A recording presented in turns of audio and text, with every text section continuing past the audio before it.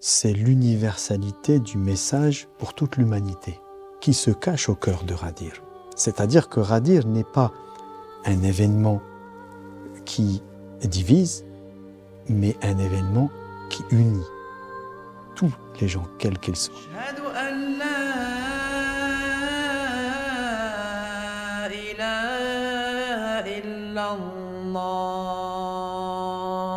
أعوذ بالله من الشيطان الرجيم بسم الله الرحمن الرحيم الحمد لله رب العالمين اللهم صل على محمد وآل محمد اللهم صل على محمد وآل محمد.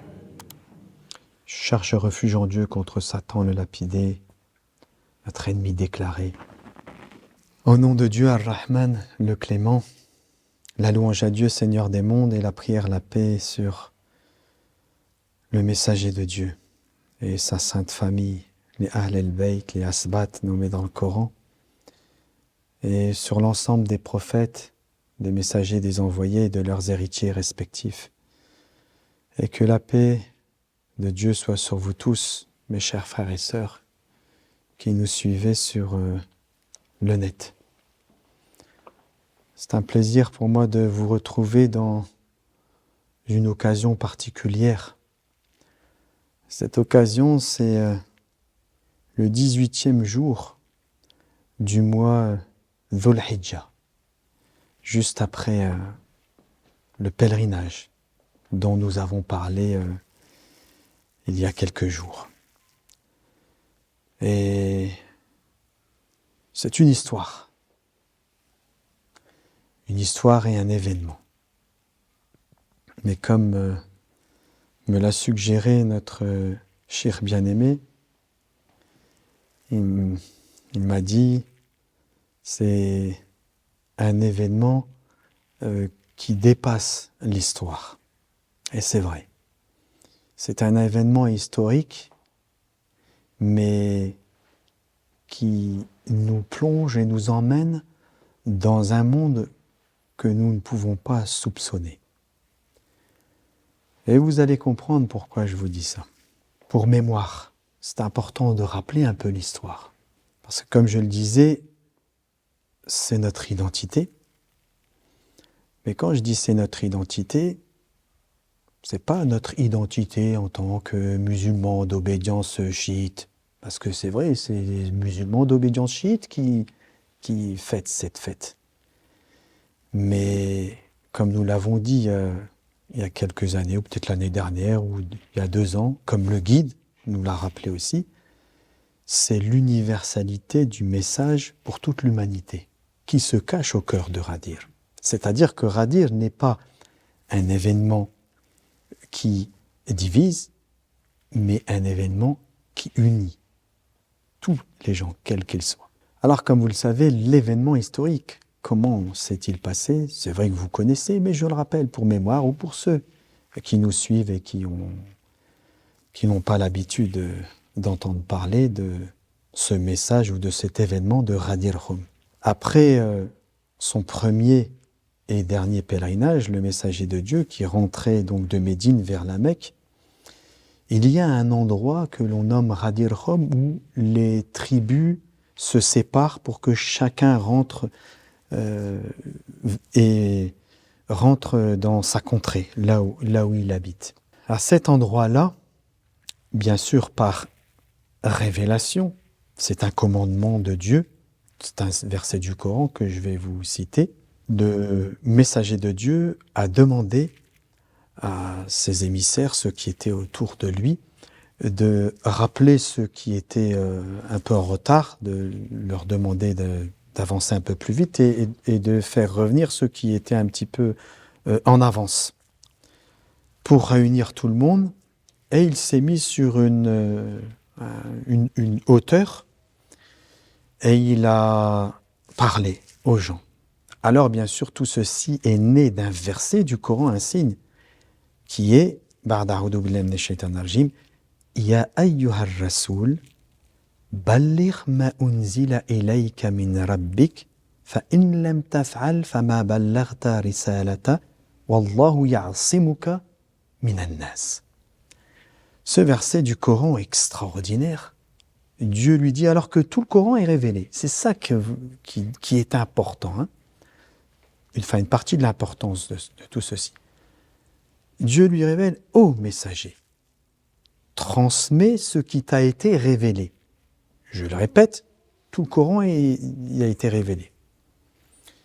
Transmets ce qui t'a été révélé, parce que si tu ne le fais pas, tu n'auras pas transmis son message. Et Dieu te protégera des hommes. Mais quel est ce message? Ce message extérieur, apparent, que vous connaissez, c'est l'héritage de la révélation et de la prophétie qui doit s'opérer à travers une personnalité.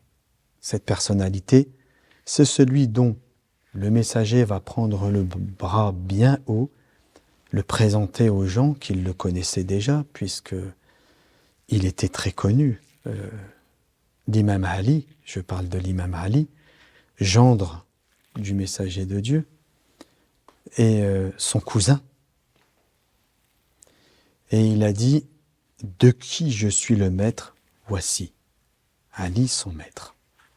Ça, c'est l'histoire, l'événement que vous connaissez, apparent, l'histoire.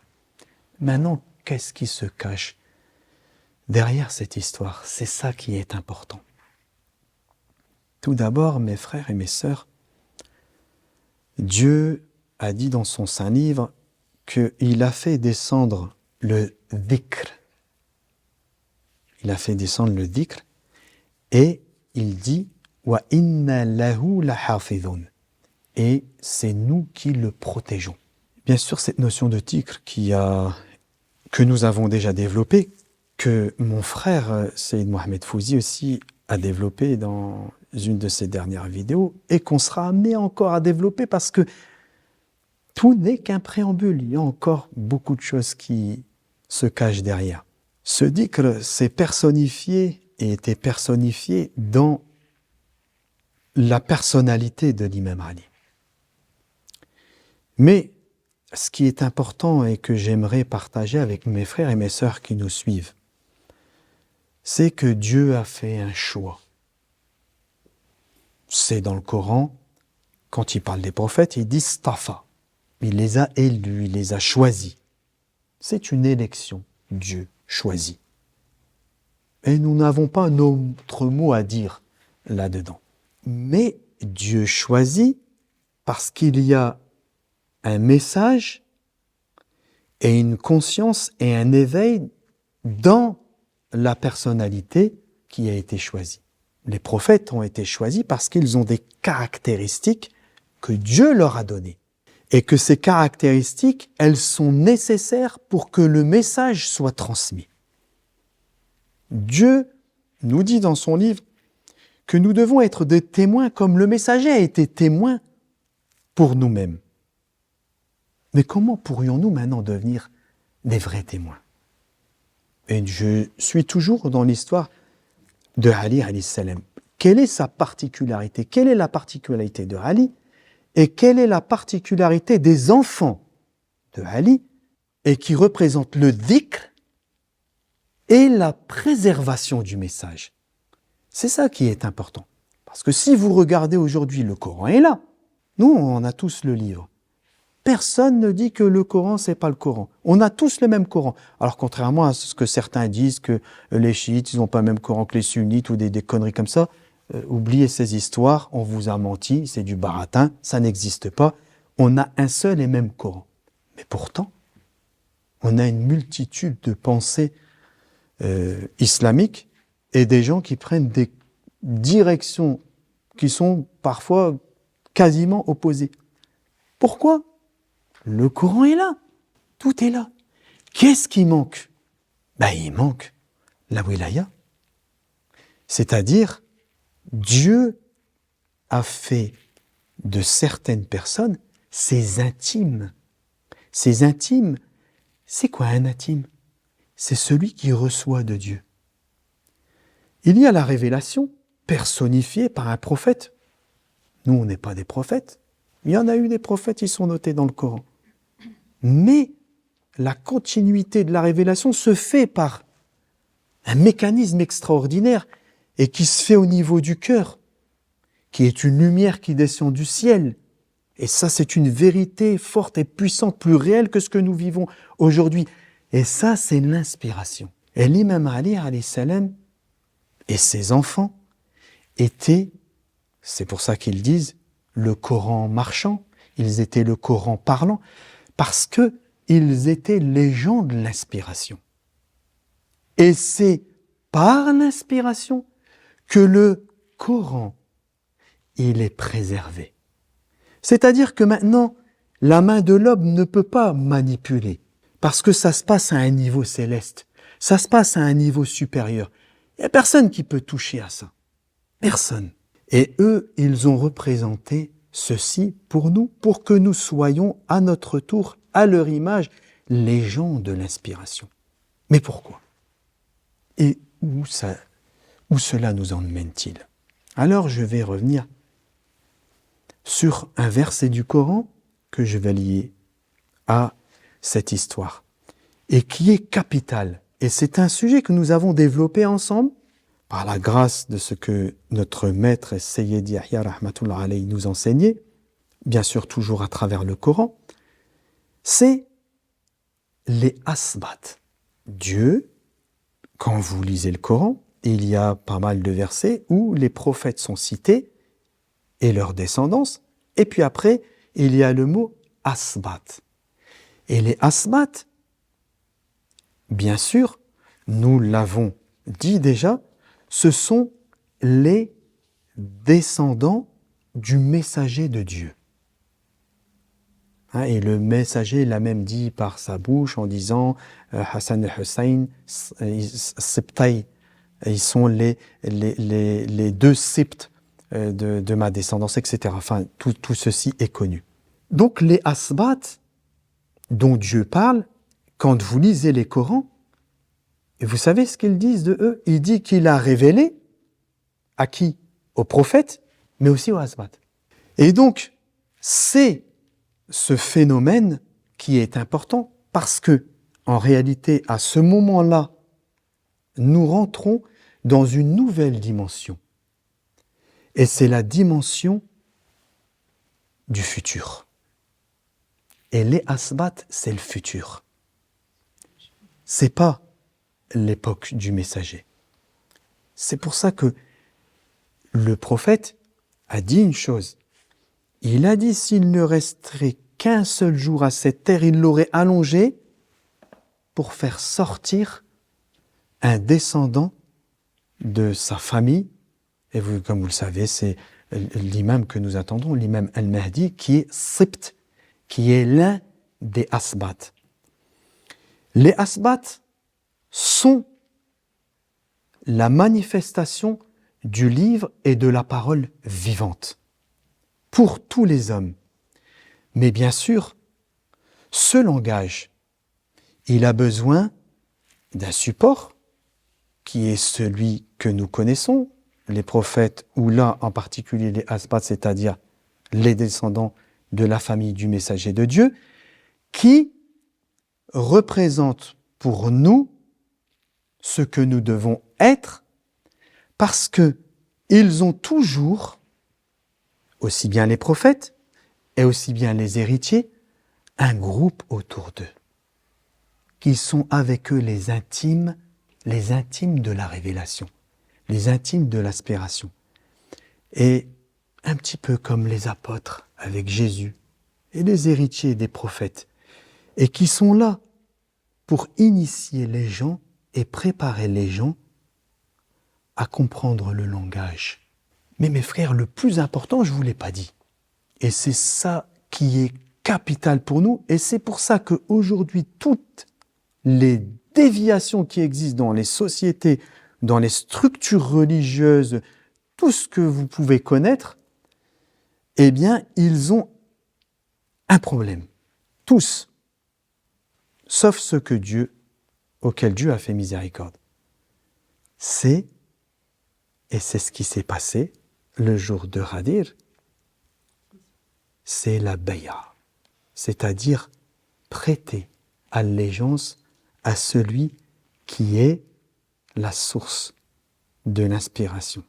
Parce que nous sommes, à travers notre allégeance, nous devenons les gens de l'inspiration. Mais notre allégeance, nous, aujourd'hui, comme ceux des temps passés, elle se fait à travers les asbat. Elle se fait à travers la descendance du messager de Dieu. Elle se fait à travers l'imam Ali. Elle se fait, et c'est pour cette raison-là que nos frères, et c'est tout à leur honneur, et nous avec eux, vous savez ce qu'ils font le jour de Ghadir? Ils renouvellent leur allégeance. Et ils disent, Alhamdulillah, louange à Dieu qui a fait que nous soyons de ceux qui se sont accrochés à la wilaya. Quand je dis la wilaya, c'est-à-dire le phénomène, le mécanisme que Dieu a personnifié dans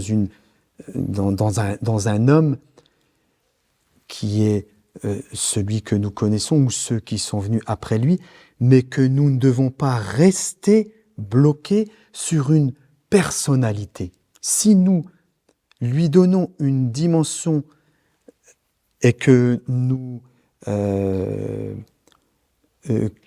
lui donnons trop de dimensions humaines ou de personnalité, alors nous n'avons pas les codes qui nous permettent de découvrir ce qui se cache dans le cœur de ce qu'ils sont. Et c'est ça qui est le plus important.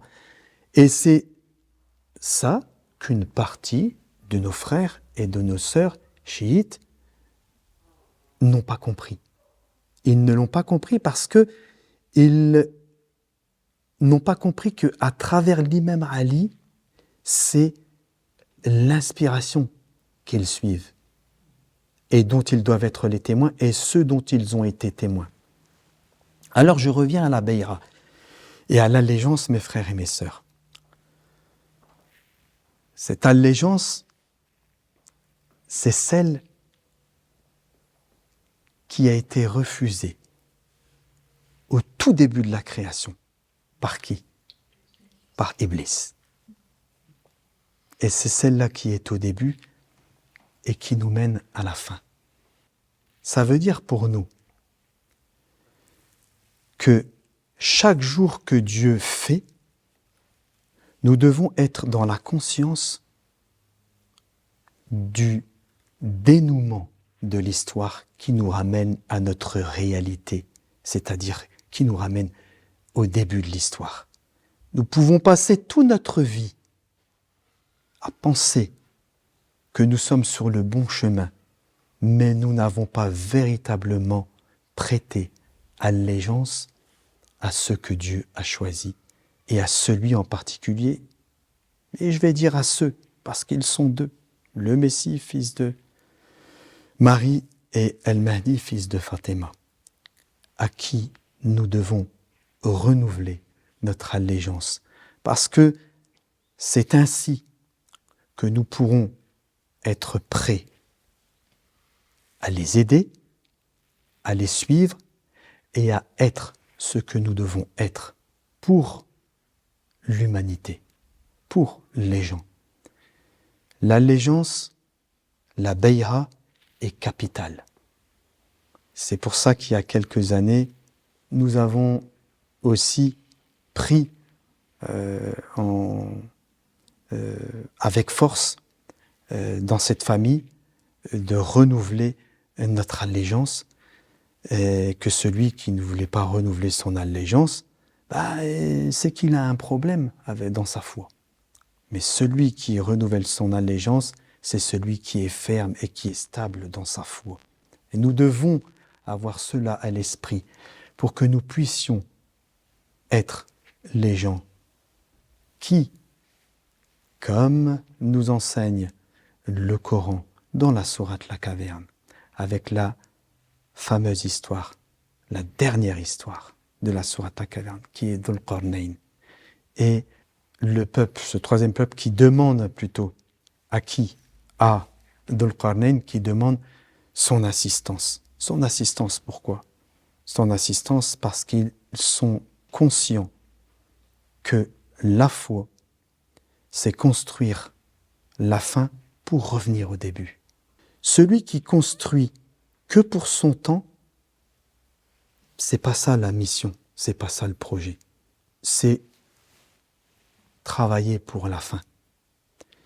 Et l'important, ça n'est pas d'obtenir, mais c'est de prendre la responsabilité d'accomplir notre devoir. Parce que celui qui veut obtenir quelque chose, il peut s'égarer. Mais celui qui a la conscience qu'il accomplit son devoir en portant allégeance et en étant obéissant, eh bien celui-là, il est sur la voie qui mène à l'éternité et qui construit.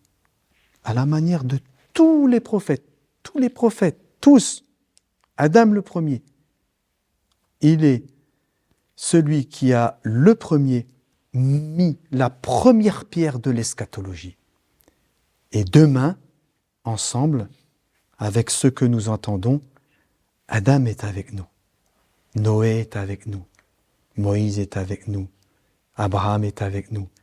Tous, ils sont venus construire. Et tous, ils ont fait une chose dans la prééternité. Vous savez ce qu'ils ont fait? Ils ont prêté allégeance à Rasulallah, au messager de Dieu. Allahumma salli ala Muhammad wa ali Muhammad. Ils ont tous prêté allégeance au messager. C'est par notre allégeance que nous sommes sauvés.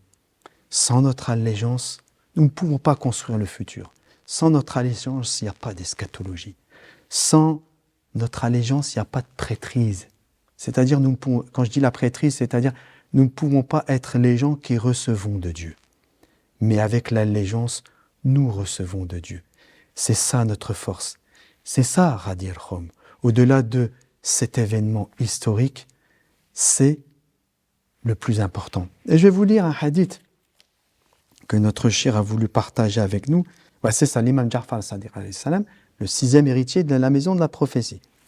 Il a dit, celui qui meurt sans avoir donné ou prêté allégeance à un imam ou à son imam désigné par Dieu, ça c'est important, désigné par Dieu, pas désigné par les hommes, attention, hein, meurt de la mort de l'ignorance. Oh, c'est grave, ça veut dire quoi ça? Donc c'est l'allégeance qui est le plus important. Et si nous le faisons, nous sommes rentrés dans l'ère, comme notre Sayyid du Moyen-Orient le dit, rentrer dans l'ère qui est citée dans un verset du Coran où Dieu change la terre par une autre terre, la terre des pieux, la terre des éveillés, la terre du Ferdaus, la terre qui nous permet de revenir à notre nature, celle par laquelle nous avons été créés et celle par laquelle Dieu nous a créés. Ce que Dieu dit dans sa fameuse sourate que vous connaissez, le figuier, Wattini wazzaytoun, par le figuier et l'olivier, Ba'da'udhu billahi minash shaitanir rajim, bismillahir rahmanir rahim, Wattini wazzaytoun, par le figuier et l'olivier, Watturi sinin, et sinin, c'est un truc encore qu'on doit développer. Tour, le mont. Sinin, il y a une notion de temps, mais je le développerai plus tard. On verra ça avec les frères. Wahad al-balad al-amin, et par cette cité sacrée, mais laquelle? Tout le monde dit c'est la Mecque, la majorité. Le Coran, il n'a pas précisé. Et après, il dit quoi, Dieu? Laqad khalaqana al-insana fi ahsani taqwim. Nous avons certes créé l'homme par la forme la plus excellente, la nature, sa structure, taqwim, la meilleure. Nous sommes et nous avons été créés de cette terre. C'est ce qu'est en train de dire Dieu dans cette sourate. Et que par la multitude des êtres que nous sommes aujourd'hui, c'est en étant cette multitude que nous pouvons être et construire le tawhid. Et pour en conclure, parce que c'est à ça que nous mènent les asbat, c'est à ça que nous mènent les ahl al-bayt, c'est à ça que nous mène la bay'a. Il est important de comprendre que c'est à la fin des temps que le tawhid le plus pur sera formulé par la langue et par tout notre être et ce que nous sommes et la concrétisation du défi ultime. Parce que Dieu, il a dit, un hadith plutôt qui a dit que Dieu, il a fait descendre la sourate Qul Huwallahu Ahad et des versets, quelques versets de la sourate Al-Hadid pour les gens qui viendront dans le futur et qui, eux, je le dis avec mes mots, sont les détenteurs de l'ultime réalisation, compréhension de la sourate le Tawhid. Ça veut dire quoi? On a vu qu'il y avait 3 Tawhid. Dans la sourate la caverne, on l'a bien étudié ça. Eh bien, c'est à la fin des temps que le Tawhid al-Zati se formule à travers les gens du paradis, qui sont sur terre mais qui sont au paradis. C'est pour ça que Dieu il dit Ya ayyuhan nafs al-mutma'inna irji'i ila rabbiki radiyatan mardina fadkhuli fi ibadi wadkhuli jannati. Il lui a dit rentre parmi mes serviteurs. Qui? Ceux qui sont rentrés dans le tawhid le plus parfait. C'est à la fin des temps que se concrétise avec Jésus, fils de Marie, avec Al-Mahdi, fils de Fatima, avec tous les prophètes, avec tous les grands hommes qui ont suivi, tous les héritiers et tous les grands hommes qui ont suivi les prophètes, tous réunis, formulant le tawhid le plus pur. Et c'est par ce tawhid le plus pur qu'ils reviennent dans leur demeure. Alors, une prière pour mes frères et mes sœurs. Aujourd'hui, que Dieu nous aide à formuler la parole. Que Dieu nous aide à formuler le tawhid. Que Dieu nous aide, chaque jour que Dieu fait, à nous remémorer par l'action, par l'acte, notre allégeance à tous les prophètes et surtout aux messagers de Dieu et surtout à ceux que nous attendons. Parce que c'est par cela que nous réussirons et c'est par cela que nous serons et que nous appartiendrons peut-être. Et nous prions Dieu que peut-être nous ferons partie de ces gens qui sont décrits dans cette sourate, Fatrouli fi ibadi, et rentrer parmi mes serviteurs et rentrer dans mon paradis. Allah, Dieu Tout-Puissant, nous te le demandons du plus profond de nos cœurs. Comme nos grands frères, je sais qu'ils sont rentrés dans cette dimension-là. Fasse que nous puissions les rejoindre très bientôt dans cette dimension, parmi tes serviteurs, Allah, et dans ton paradis, ya Allah. Tu es le plus miséricordieux de tous les miséricordieux.